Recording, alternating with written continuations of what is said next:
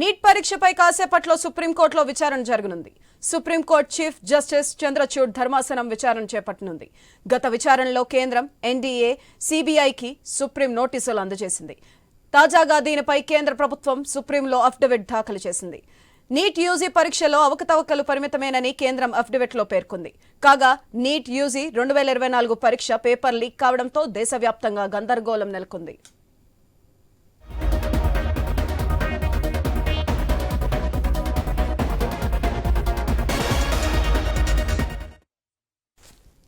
Neat పరీక్షపై కాసేపట్లో సుప్రీంకోర్టులో విచారణ జరగనుంది. సుప్రీంకోర్టు చీఫ్ జస్టిస్ చంద్రచూడ్ ధర్మాసనం విచారణ చేపట్టనుంది.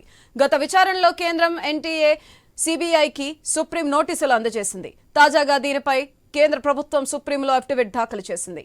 నీట్ యూజీ పరీక్షలో అవకతవకలు పరిమితమేనని కేంద్రం అఫిడవిట్లో పేర్కొంది. కాగా నీట్ యూజీ 2024 పరీక్ష పేపర్ లీక్ కావడంతో దేశవ్యాప్తంగా గందరగోళం నెలకొంది. దీనిపై మరింత సమాచారం మా ప్రతినిధి రామకృష్ణ ఫోన్ లైన్ ద్వారా అందిస్తారు. రామకృష్ణ, ఇవాళ నీట్ అవకతవకలపై సుప్రీంకోర్టులో విచారణ జరగనుంది. Chief justice of India DY Chandrachud నేతృత్వంలోని బెంచ్ ప్రత్యేక ధర్మాసనం చేపడుతున్న విచారణ. గత విచారణ సందర్భంగా కేంద్ర ప్రభుత్వానికి, ఎన్టీఏకి, సిబిఐకి నోటీసులు ఇచ్చింది.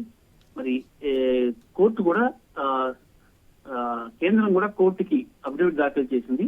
నీట్ యూజీ పరీక్షల్లో మాల్ ప్రాక్టీస్ పరిమితం అని పేర్కొంది. ఐఐటి మద్రాస్ ఇచ్చిన నివేదిక ఆధారంగా అసాధారణ మార్కులు ఏ అభ్యర్థులకు రాలేదు.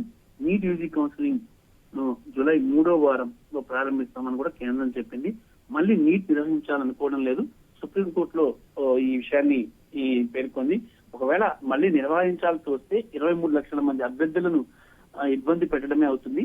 నీట్ ఫలితాలపై సమగ్ర విచారణ జరిపాము, ఇక మళ్ళీ నీట్ నిర్వహించాల్సిన అవసరం లేదని కూడా చెప్పింది. నీట్ పరీక్షల్లో ఎక్కడ తప్పులు జరిగినట్టు కనిపించడం లేదని, పేపర్ లీకేజ్ అంతా అనుమానం మాత్రమేనని, ఎవరికి అసాధారణమైన మార్పులు రాలేదని, అంతా సవ్యంగా జరిగిందని, ఒకవేళ కొంత అవకతవకలని కొంత పరిమితం మాత్రమే అయిందని, దాని వరకు మాత్రం మళ్ళీ నిర్వహించే అంశం మాత్రం పరిశీలిస్తామని పేర్కొంది. మరి ఈ నేపథ్యంలో కేంద్రం దీనిపై సుప్రీంకోర్టు ఎలా స్పందిస్తుందో మనం వేచి చూడాలి ఈ రోజు. Right, thank you Ramakrishna.